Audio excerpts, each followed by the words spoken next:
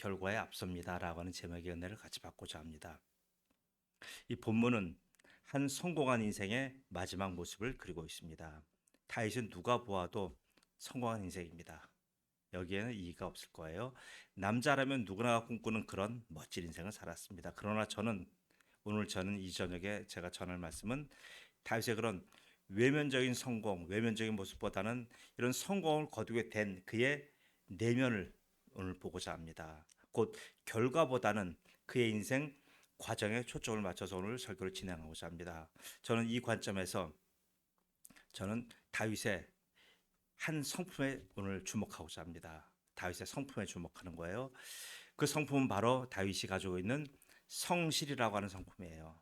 성실은 여러분 잘 아실 거예요. 성실을 이제 제가 어려서 아주 은혜, 은혜라고 하면 좀 그렇고 제가 많이 감화를 받은 선배 교수가 계셔요. 왜 선배라고 하냐면 그와 저와의 나이 차이는 뭐 할아버지와 손자의 이런 관계였지만 같은 흥사단 단우였어요. 흥사단에 제가 활동할 때 고등학교 흥사단 다닐 때 그분도 흥사단 단우로서 그분은 흥사단에 오셔서 매주 금요 개척자 강좌에서 주강사 하셨던 분이에요. 참 우리가 교과서에서 많이 보던 분 안병우 교수입니다. 이 안병우 교수는 이제 기독교는 아니었지만 그가 이제 기독교에 많이 호의적인 그런 분이에요. 이제 이분은 이 성실이라고 하는 말을 두 가지로 풀어요.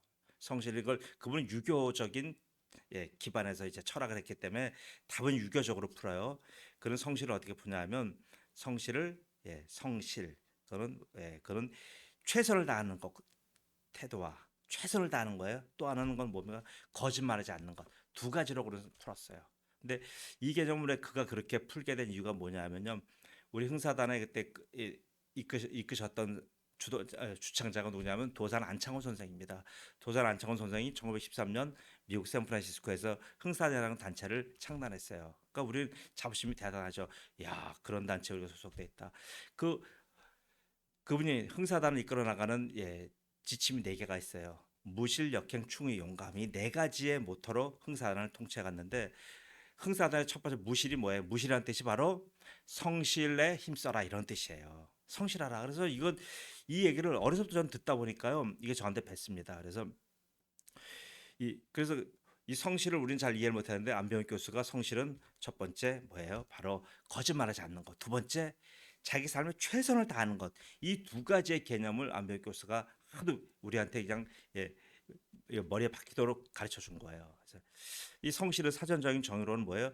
정성스럽고 그다음에 참된 걸 의미해요. 사전적인 의미로 영어로는 여러 가지 말 쓰는데 뭐 페이스풀리스라든가 신시어리티라든가 뭐 여러 가지 있어요. 그러니까 이런 건 다 뭐냐면 결국은 믿음직하다. 그다음에 거짓이 없다. 이런 걸 얘기하는 거예요.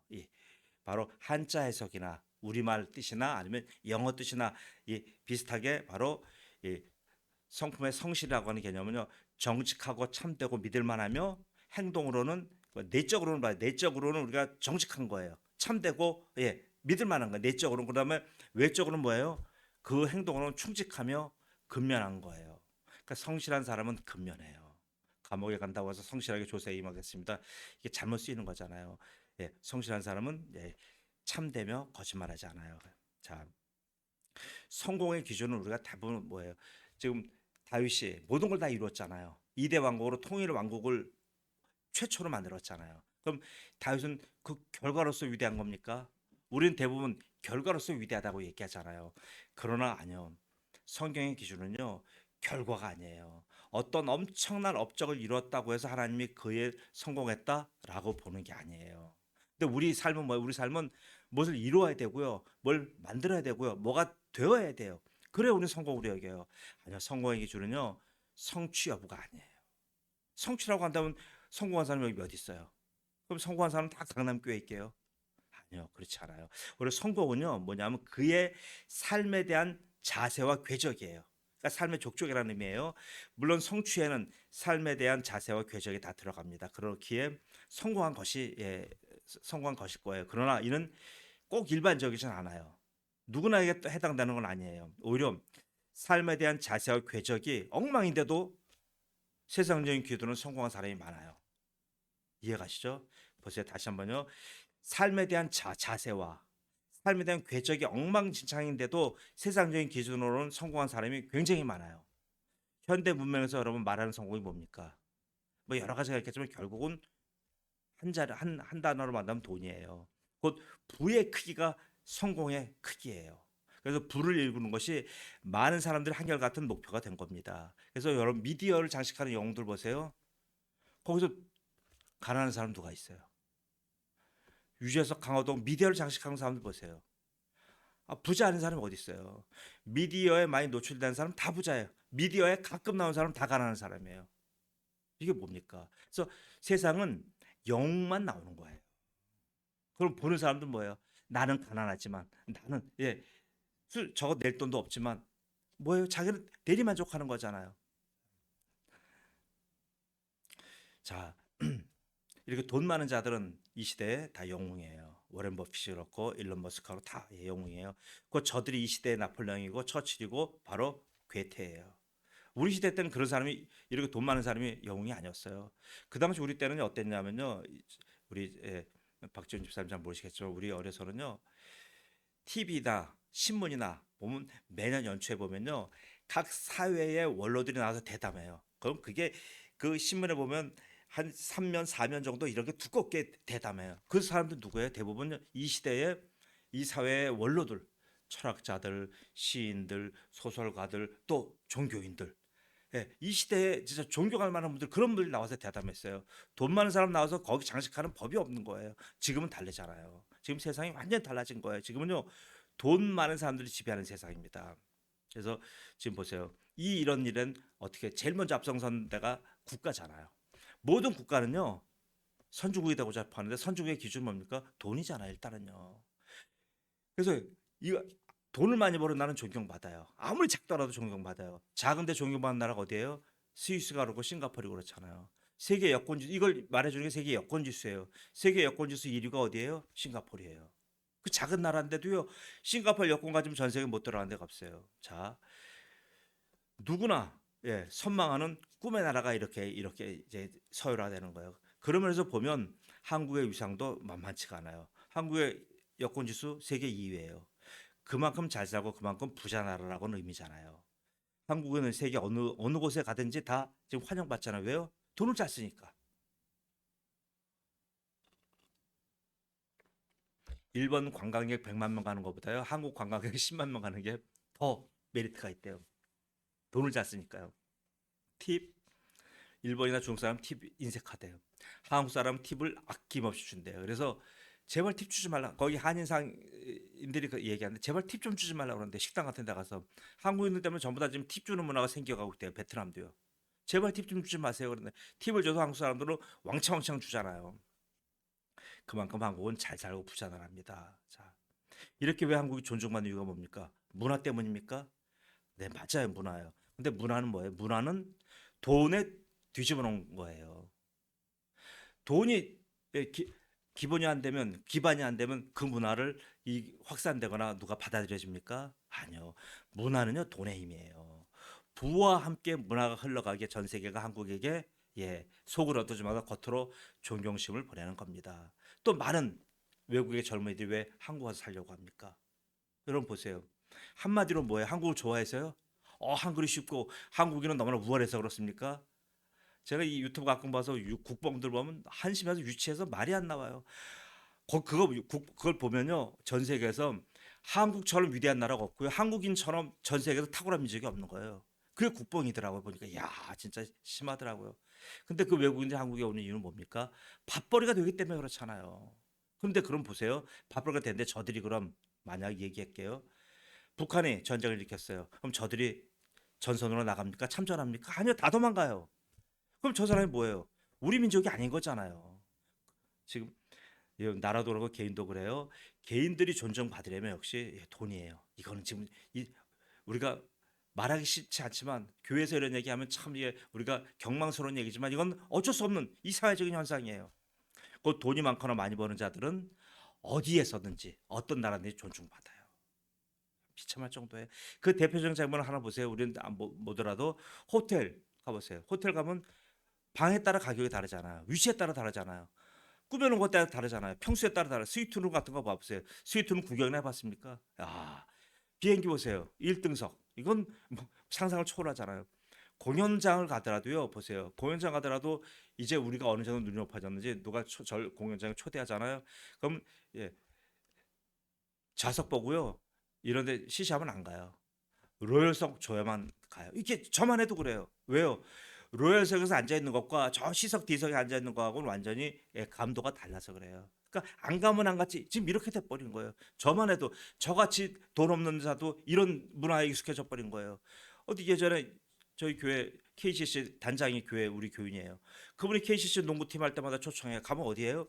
로열석에 앉아요. 바로 옆에 여기 호재가 뛰고 있고 바로 옆에 추경호 감독 그런 데서 같이 앉아서 보니까 얼마나 리얼하고 재밌어요.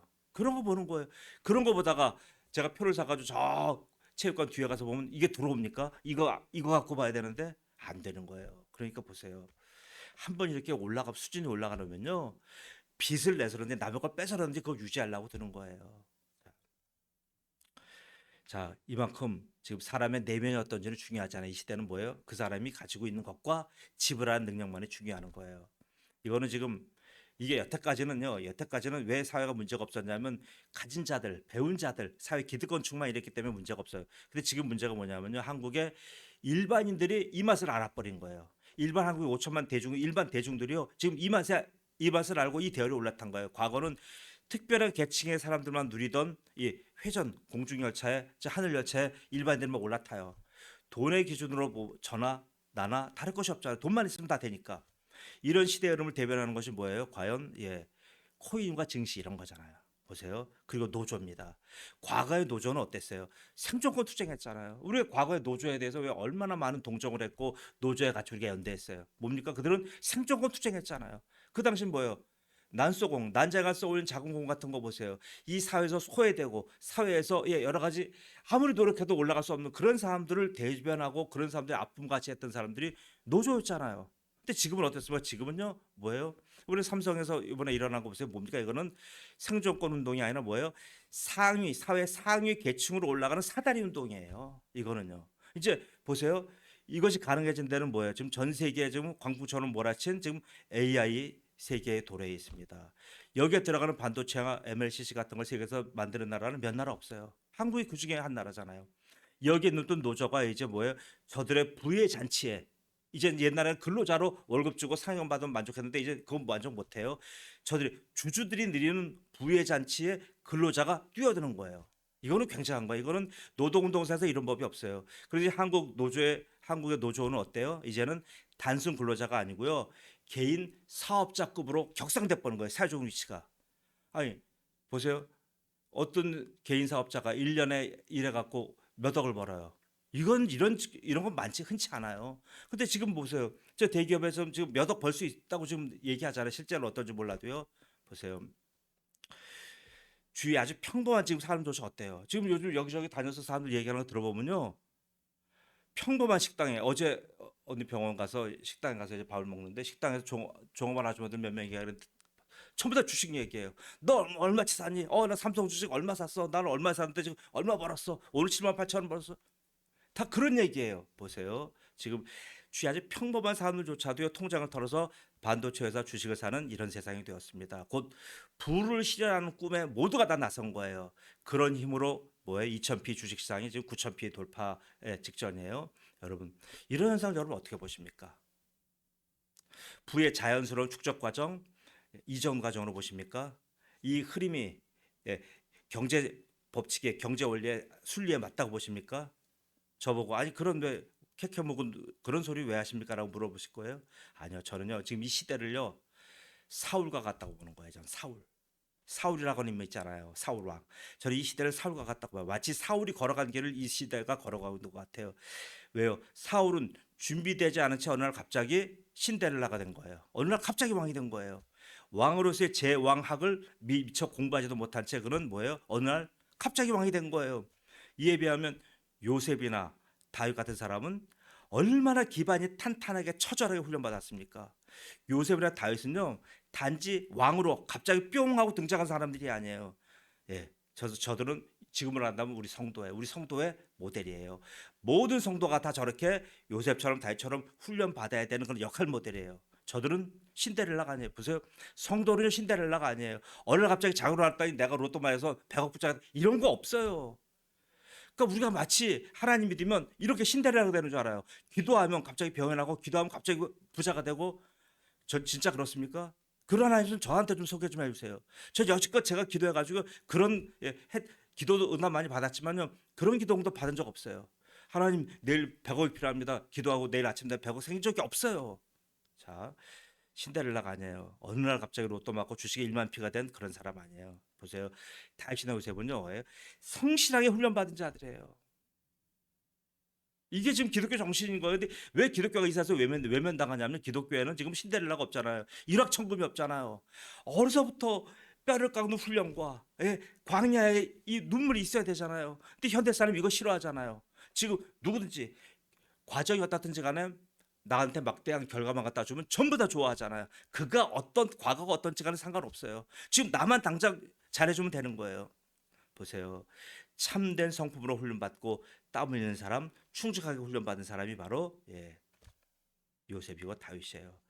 그들은 혹독한 훈련 속에서 죽을 고비를 한두 번 넘긴 게 아닙니다. 모함받기도 하고요. 쫓겨다니기도 하고요. 세서로 외면당한 게 한두 번이 아닙니다. 곧 우리가 저들에게 요셉이나 다윗 같은 사람들 봐야 될 것은요 뭐예요? 그의 성공과 성취가 아니에요. 지금 자꾸만 성경에서요. 지금 우리 80년대 90년대 여기서 보세요. 80년대 90년대 자꾸만 우리가 교회에서 보면 예수 믿으면 성공합니다. 예수 믿으면 잘 됩니다. 번영합니다. 계속 이거만 가르쳤어요. 정말 그렇습니까? 정말 그때는요.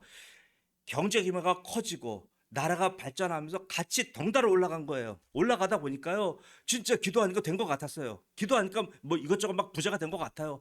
갑자기 뭐 강남에 땅을 사고 아파트 샀더니 갑자기 거부가 된 거예요. 이걸 전부 다 하나님의 축복이라고 하면서 전부 다 뭐예요? 하나님의 은혜를 물질로 다 환산해 버린 거예요. 이게 한국 교회 지금 무지무지 큰 병폐가 돼 버린 거예요. 이 병폐 때문에 지금 우리가 있어 갖고요. 하나님이 주신 내적인 응답은 응답으로 보이지 않아요. 하나님 응답하셨다면 뭘 보여줘야 될 거 아니에요. 병이 났고요. 어떤 지금 해결이 돼야 되고 현실적인 문제 해결돼야 되는 거 아닙니까? 지금 성도들은 이런 식으로 따지는 거예요. 그렇습니까? 그러니까 지금 신앙들이 잘하질 않고요. 교회를 자꾸 지금 떠나는 이유 중에 하나 바로 이런 데 있어요. 제대로 우리가 못 배워서 그래요. 자, 성경은 뭘 말합니까? 성공은요. 성공이나 성취가 아니에요. 같은 성자가 들어갔다고 아니에요. 성공이나 성취를 말하는 게 성경은요. 그 과정에서의 성실을 얘기하는 거예요. 성실하게 저 훈련을 다 받아내는 자들을 하나님은 결코 외면하지 않으신다는 것이 인간에게 얘기하는 성경의 메시지 중에 하나예요. 성공은 결국 뭐에 그렇다고 한다면 내 몫이 아니라는 얘기예요. 성공은 하나님이 주시는 많은 은혜 중에 하나예요. 이렇게 받아야 돼요. 성공을 내가 노력하고 추구해서 내가 딴 거다. 그러니까 성공한 사람은 뭐예요? 성공하고 나니까 하나님도 없고 교회도 없고 목회자도 없고 신앙 동료도 없는 거예요. 내가 했으니까. 성공이 하나님이 주신 축복이라고 생각해 봐요. 내가 내 맘대로 할 수가 있습니까? 그 성공 앞에 얼마나 두려워 떨겠어요. 우리의 것은요 뭐예요? 우리 성공은 하나님의 것이고요. 우리의 것은 성실함 그 자체밖에 없어요. 특별히 성실을 성경에서 뭐라고 표현하냐면 바로 충성이란 말로 하는 거예요. 성경은 성실한 말, 그게 충성이에요. 자, 성실한 말이 많아요. 많이 나오는데 그게 충성의 의미예요. 자, 그래서 이 충성이라고 하는 말을 가장 잘 표현하고 있는 것이 마태복음 25장에 제가 한번 읽어드릴게요. 그 주인이 이르되 잘하였도다 착하고 충성된 종아 내가 적은 일에 충성하였으면 내가 많은 것으로 내게 맡기리니 내 주인의 즐거움에 참여할지어다. 보세요. 이렇게 충성 얘기를 합니다. 이 달란트 비유에서 뭐예요? 두 명의 종은 착하고 충성된 종으로 칭찬과 상급을 받았어요. 칭찬과 상급은 누구 거예요? 하나님의 거잖아요. 칭찬과 상급은 내 게 아니란 말이에요. 달란트를 운용하고 달란트를 관리하는 건 내 몫이지만 그 결과로 내가 칭찬을 받고 상급을 받는 것은 하나님의 것이잖아요. 만약 이렇게 생각을 한다면요, 지금 우리가 지금 이 땅에 생각하는 성공 개념 완전히 바꿔버려야 돼요. 내가 노력해서 교수가 되고, 내가 노력해서 무슨 박사가 되고, 내가 노력해서 어느 정치 몰라요? 아니에요. 그러니까 지금 기독교인들이 뭐예요? 성경적인 가치와 내가 생각하는 세상 가치가 달라요. 이건 말 세계관이에요. 세계관이 다른 거예요. 성경적인 세계관으로 살지 아니하고 성경적인 세계관은 그들만의 얘기고 2000년 전, 4000년 전 그들의 얘기고 나는 이 시대의 가치관으로 산다 이거예요. 그러니까 사람이 투트랙이 돼버려요. 교회에서 배우는 것과 내 삶에서 내 사람은 가치가 달라요. 그러니까 교회에서 이런 얘기하고 밖에 나가면 저런 얘기하는 거예요. 성품 면에서 정직하다고 두 종은 인정을 받았고 행동 면에서도 최선을 다하는 삶으로 인정받은 거예요. 제가 성실한 개념으로 두 종을 얘기한다면요. 보세요. 이 두 종이 어떤 이문을 남기고 어떤 이윤을 남겼기 때문에 성취한 겁니까? 그게 성공이라고 표현한 겁니까? 아니요. 이윤과 이문 때문에 칭찬받은 거 아니에요. 뭐냐면요. 단지 맡겨진 것을 가지고 정직한 땀을 흘렸고 그 정직한 땀을 흘린 것을 하나님은 남았다 이문의 개념이 아니라 정직한 땀을 흘린 것을 가지고 성공이다 성취다 하나님은 그렇게 봐주신 거예요. 그 과정에 충실한 것 그 성실함을 바로 하나님은 성공으로 봐주신 거라 이거예요. 여기서 이 달란트에서 그걸 봐야 되는 거예요. 다윗이 오늘 죽으면서 유언을 합니다. 유언은 크게 두 종류의 유언을 했어요. 하나는 유언을 보세요. 솔로몬의 유언하는 유언 내용 두 개. 하나는 야 너 하나님한테 이렇게 해라 이거 하나 하고 또 하나는 사람들에게 이렇게 해라 두 가지 유언한 거예요. 결국은. 근데 이제 오늘 제가 유언 분석을 하지 않겠습니다. 자, 저렇게 위대한 인생을 사는 거인의 오늘 내면을 좀 보겠습니다. 그것을 우리가 문제가 하나 또 뭐냐면요. 신앙이 없는 사람들은 자꾸 세상적으로 일들을 풀려고 하고 믿음 좋은 사람은 자꾸만 모든 일을 영적으로 풀려고 해요. 이거 둘 다 잘못된 거예요. 뭐예요? 단지 영적으로 풀게 되면 어떻게 됩니까? 어떤 문제가 생겨요? 그러면 어떤 성도가 어떤 질병 걸렸어요. 그럼 영적으로 풀게요. 영적으로 풀면 기도 안 해서 그래. 예배 잘 참석 안 해서 그래. 하루 말씀 몇 시간 봐. 큐티 몇 분에 안 하는 거예요. 안 하니까 당신은 그런 걸 안 하기 때문에 지금 문제가 생겨 이렇게 되는 거예요. 그것 때문에 생기는 거예요? 아니에요. 매사가 이렇게요. 영적으로 풀면 안 되는 거예요. 뭐예요? 영적으로 풀어도 안 되고요. 그리고 우리가 세상으로 풀어도 안 돼. 그럼 뭡니까? 자, 우리는 그럼 뭐로 봐야 되냐면요. 자, 이게 그 과정에 성실했냐 이거로 봐야 되는 거예요. 하나님 맡겨주신 과정, 지금 과정 우리가 지금 인생이잖아. 이 과정에 성실했느냐 이거로 보는 거예요. 자, 그러면 그것을 어떻게 실현했느냐? 이거는 우리의 몫이 아니에요. 그걸 어떻게 지금 네가 그 과정에 네가 성실하게 살아가고 있느냐가 우리의 몫인 거예요. 자, 그럼 보세요. 우리가 지금 하나님이 주신 이 달란트를 좀 맡기셨는데 달란트를 우리가 가지고 어떠한 지금 계속 우리가 해 나가고 있는데 그럼 하나님 우리가 보시는 게 뭐라고요? 결과를 보시는 게 아니고요. 그 과정을 보시는 거예요. 그 과정 안에서 과연 성실하게 하느냐 이걸 보시는 거예요. 이 성실함을 좀 아까 얘기했듯이 성경사용으로는 충성이라고 합니다. 성실고 충성은 한 명의 성도의 평생의 덕목이에요. 하나님의 백성이 세상을 살아야 하는 으뜸 덕목이 바로 이 충성입니다. 성실고 충성은 세 가지의 이제 방위를 가리켜 방위를 첫째는 하나님을 향해서 성실해야 되고 사람들 향해서 성실해야 되고 다음에 자기 자신을 향해서 성실해야 됩니다. 이것은 뭐가 우열의 문제가 아니에요. 이건 뭐예요? 순서의 문제예요. 우리가 잘못하면 하나님은 90%고 우리가 타인과 나는 10%다 이렇게 볼 수 아니요 그렇게 보시면 안 돼요. 뭡니까? 이거는요 우선순위의 문제인 거예요. 우선순위가 하나님이란 거지 모든 것 우리의 삶을 다 제쳐두고 100% 하나님만 일만 한다. 그거 잘못된 거예요. 그럼 그렇게 어디 그 수도원 들어가 살 겁니까? 세상을 다 집어치우고 수도원 가서 기도만 하고 살 겁니까? 아니잖아요. 그게 아니에요. 이거는 단지 뭐냐면 십계명 보세요. 1계명부터 4명까지가 하나님을 향한 것이고 5계명부터 6계명까지 사람을 향한 거예요. 그럼 사람 향한 게 더 많아요. 그럼 이게 더 중요한 거예요? 분량이 많으니까 그게 아니잖아요. 이건 바로 뭐냐 하면요. 바로 우선순위를 두라고 하는 거지 그 분량이 많은 것에 거기다 중점을 두라는 얘기는 아니잖아요. 자, 이 방위는 중요한 거예요. 이 방위는요. 하나님을 향한 방위, 사람을 향한 방위, 나 자신을 향하는 이게 다 중요한 거예요. 그래서 인생을 어떻게 사느냐 하는 것은 뭡니까? 바로 우리가 이 방위 세 가지 방위에 대해서 어떠한 자세로 대하느냐의 문제예요. 자, 그래서 모든 것을 이런 사람이 있어요. 믿음 좋은 사람은 우리가 옛날에 그랬어요. 믿음 좋은 사람이에요. 매일 기도만 하고 교회 살아요. 모든 걸 하는 게 밀어요. 그리고 그 사람들 얘기해. 하나님의 인도함 받기 전에는 안 움직여요. 결혼 안 하십니까? 하나님 인도하면 어떻게 받습니까? 성령이 말하는 법도 가르쳐주고 듣는 법도 가르쳐주고 막 와서 그래야 자기는 받는데 보세요. 이게 성실의 원리입니까? 이 사람이 성실한 겁니까? 그리고 방위의 원리에 맞는 겁니까? 하나님을 향한 방위, 사람을 향한 방위, 자신을 향한 방위만 해도 세 가지 방위가 있어요. 그럼 왜 하나님을 향한 방위만 갖고 살아요? 우리가 영만 있습니까? 육체는 없어요. 그럼 육체는 어떻게 살란 말이에요? 그럼 24시간 기도만 하고 살란 말입니까? 영적인 원리가 적용되는 게 있고 적용 안 되는 부분이 분명히 있는 거예요. 근데 우리가 무조건 영적인 원리로 뭔가 풀려고 하면 안 돼요. 자, 그래서 이럴 때는 뭐예요?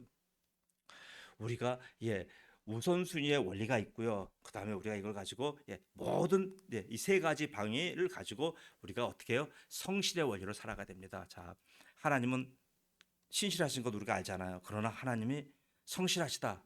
여러분, 하나님 성실하신 분이에요. 제 말이 아니에요. 자, 시편 100편 5절이에요.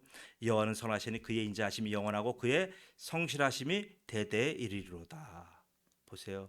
하나님이 성실하신 거예요. 그럼 뭐예요? 아까 기준으로 말한다면 거짓말하지 아니하시고 하나님은 모든 일에 최선을 다하시는 분이라는 얘기예요. 여러분, 살 떨리지 않으십니까? 하나님은 모든 일에 최선을 다하시는 분이라는 얘기예요. 그런데 우리는 과연 그 일에 우리의 최선 다하고 있습니까? 하나님을 위한 일에도 최선을 다하고 사람에게 향한 일에도 최선을 다하고 나 자신에게도 최선을 다해야 돼요. 과연 이렇게 살아갑니까? 이렇게 살아가는 과정을 이렇게 살아가지 않으면서 맨날 결과만을 갖고 얘기해요. 나는 대학 교수가 되고 싶다. 나는 대통령 되고 싶다. 나는 부자가 되고 싶다. 아니 결과만 얘기해서 뭐 어쩌자고요. 성실하게 살아가질 않으면서요. 근데 자꾸 왜 제가 이런 성실의 얘기를 제가 교회에서 강하게 얘기하지 못하는 이유가 있어요. 왜 못하는 것 같아요? 제가 이런 거를 어떻게를 강하게 얘기하면 결국은 사람들은 어떻게 받아들이냐면 이것을 율법의 회귀로 받아들여요. 율법으로 받아들이는 거예요. 아니 복음으로 예수님의 자유함을 얻었다며 왜 자유함을 얻고 난 나에게 다시 율법을 얘기하느냐 이렇게 받아들이는 거예요. 그래서 얘기 안 하는 거. 어떻게 얘기를요?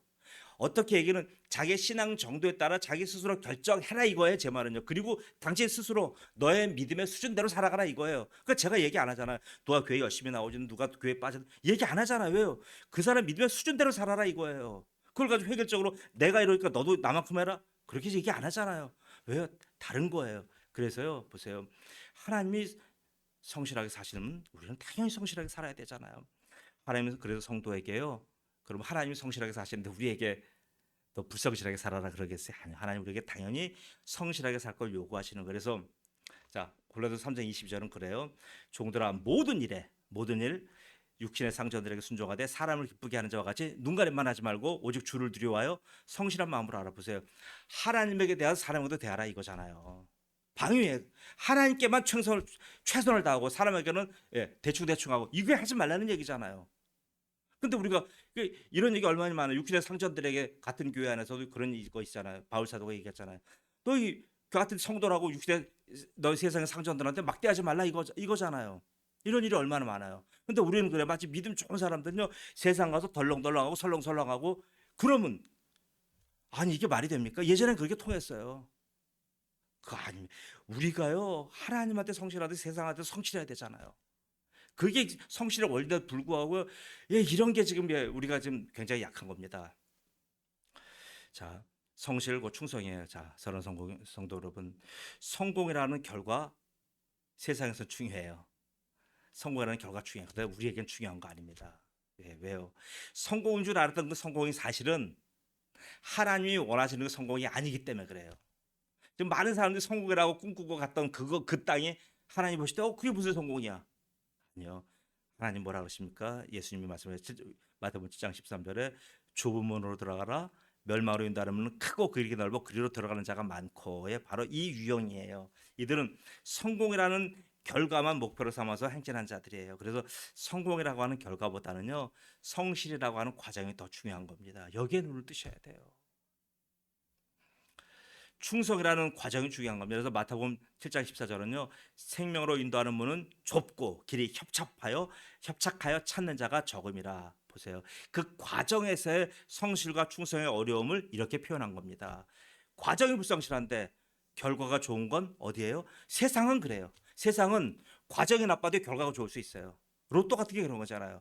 그렇잖아요. 과정이 나빠도요 결과가 좋을 수 있어요. 하늘나라는 그런 경우가 없어요. 없어도 하나도 없어요. 달란트 비유에서요. 한 달란트 받은 자가 왜 심판받고 왜 쫓겨났습니까? 그가 대체 무슨 악한 일을 했습니까? 아니 보세요. 그가 남한테 무슨 피해를 줬습니까? 한 달란트 받은 자가. 도대체 그 하나님의 일을 망령되이 일컬었습니까? 그 사회 어떤 반사회적인 행동을 했습니까? 근데 왜 그는 불신자에게 주시는 심판을 왜 그에게 그 하나님이 주신 이유가 뭡니까? 바로 뭡니까? 이는 그가 과정에서의 불성실 때문에 그런 거예요. 인생 제대로 살지 않아서 그런 거는 인생에서요 충성된 삶을 살지 않은 거예요. 하나님에 대해서 충성되지 않았고요, 사람에 대해서 충성되지 않았고요, 자신에 대해서 충성되지 않은 거예요. 물질은 말할 것도 없고요. 한 달란트 받은 자는 가서 땅을 파고 그 주인의 돈을 감추어 두었나이다. 자, 보세요. 이게 그걸 말씀하는 거예요.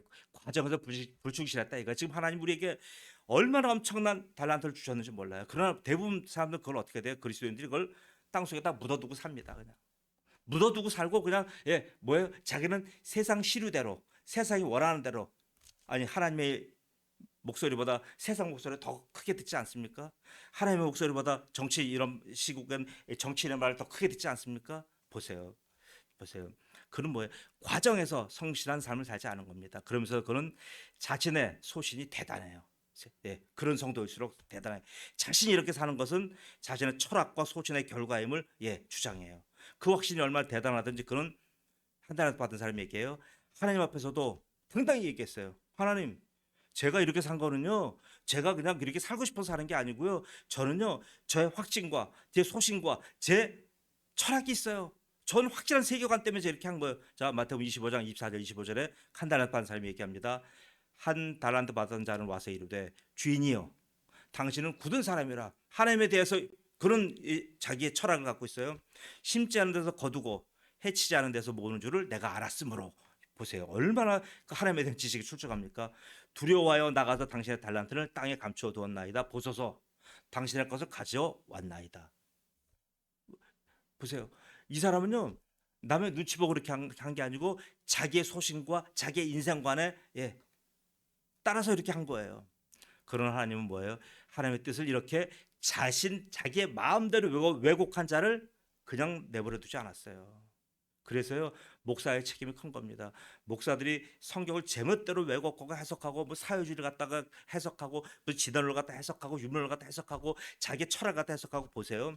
하나님의 말씀을 왜곡한 자를 하나님 가만두지 않으셔요.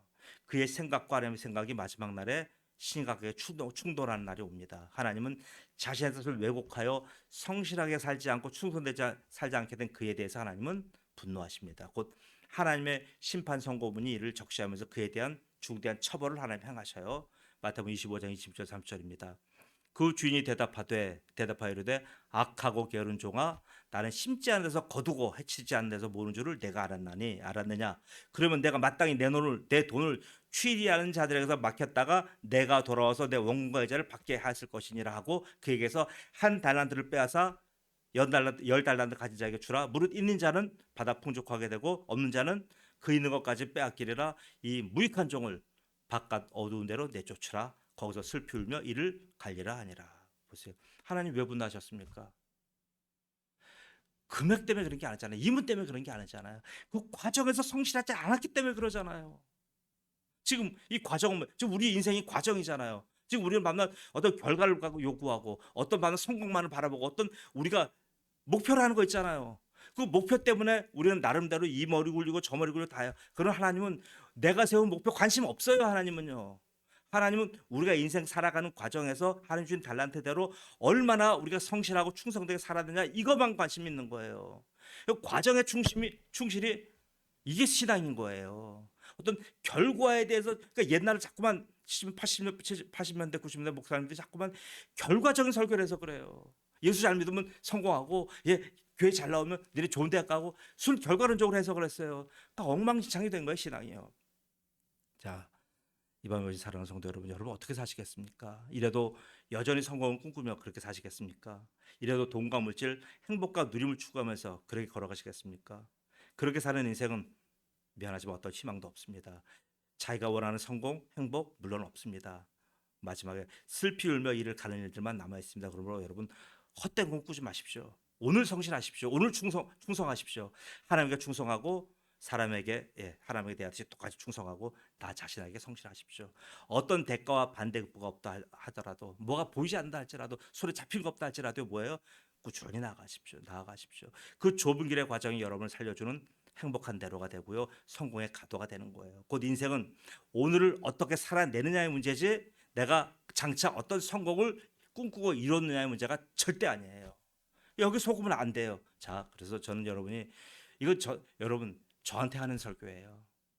너 이렇게 살아라 이거예요. 최하론, 너 인생 그렇게 헛된 꿈 꾸지 말고 뭐 몇백 명 되는 교회 뭐 얼마나 큰 이런 헛된 꿈 꾸지 말고 오늘 성실하게 살아라 이거예요. 전 제가 하는 얘기예요. 제가 저한테 하는 얘기 때문에 오늘 가혹한 이런 설교하는 거예요. 여러분 누구누구 지금 겨냥해서 하는 얘기예요. 그러니까 여러분이 은혜 되실 만큼만 받으시면 돼요. 그래서 만약에 내가 지금 사는 것이 이렇게 지금 개차만 같이 살고 있다가 한다면 여러분 받으셨어요. 그것 가지고 기도하고 그것 가지고 여러분 인생 다시 턴하시면 되는 거예요. 여러분 이걸 율법적으로 받지 마시고요. 오늘 말씀이 은혜가 여러분들 오시는 만큼만 여러분이 조금씩 그렇게 바뀌어가시면 됩니다. 전 그래서 여러분의 매일이 요셉처럼 다윗처럼 이렇게 성실히 살아가는 주님의 종들 되시기를 예수 그리스도의 이름으로 축복합니다. 아멘. 기도합니다.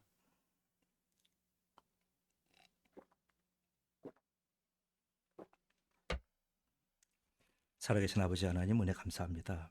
아버지 하나님, 우리의 생각은 너무나 썩었습니다. 우리의 생각은 너무나 세속으로 가득 차 있습니다. 주님을 믿고 주님을 쫓아가고 주님의 제자라고 하면서도 늘 생각하는 것과 꿈꾸는 것과 바라보는 것은 이 세상에서 잘 먹고 잘 살고 누리고 남들처럼 한번 호화롭게 살아보는 것. 아버지 하나님, 늘 그런 썩은 생각만 하고 있는 우리 자신을 고발합니다. 아버지 하나님, 하나님은 내가 어떤 궤대에 올랐기 때문에 나를 사랑하시는 것이 아니라 아버지 하나님, 그 살아가는 과정에서 피 흘리고 거기서 깨지고 터지고 넘어져도 그 과정에서 주님 붙들고 주님과 함께 기도하며 주님과 함께 울며 주님과 함께 동고동락하는 그 자체를 귀하게 보시며 그 자체를 바로 성공으로 성취로 오늘 여겨주시는 것을 보았습니다. 아버지 하나님, 한 달란트 가진 자처럼 이렇게 어리석게 살지 않게 도와주시며 아버지, 우리의 모든 과정이 미흡하다 할지라도 이것도 안 되고 저것도 안 되고 건강도 안 되고 돈도 안 되고 뭐 하나 제대로 대로가 하나도 없다 할지라도 거기에 굴하지 말고 오늘 주신 이 시간, 누구에게나 공평해 주신 이 시간, 아버지 하나님, 바로 가장 성실하게 가장 충성되게 하나님에게 충성하고 사람들에게 성실하고 나 자신에게 성실한 그런 인생 살도록 한 분 한 분을 축복하여 주옵소서. 오늘 말씀을 듣고 앞좀 돌아가는 특별히 우리 주원에게 하나님 함께하여 주옵소서. 주원에게 하나님 이 말씀이 들려지게 하시며 찬송이 들려지게 하시고 바로 축도가 들려지게 하셔서 주원의 아버지 뇌리 속에 하나님의 말씀이 차곡차곡 쌓여서 하나님의 원하시고 쓰실 때 그 안에서 하나님의 아버지 놀라운 역사적인 이 힘이 원동력이 되어서 주원의 인생 전체를 복되게 하며 모든 사람들보다 아버지 탁월하게 엮여지는 그런 능력이 바로 이 주의 말씀과 주님 앞에 드리는 예배에서 나오도록 하는 축복하여 주옵소서. 감사하며 예수님의 이름으로 기도드리옵나이다. 아멘. 하늘에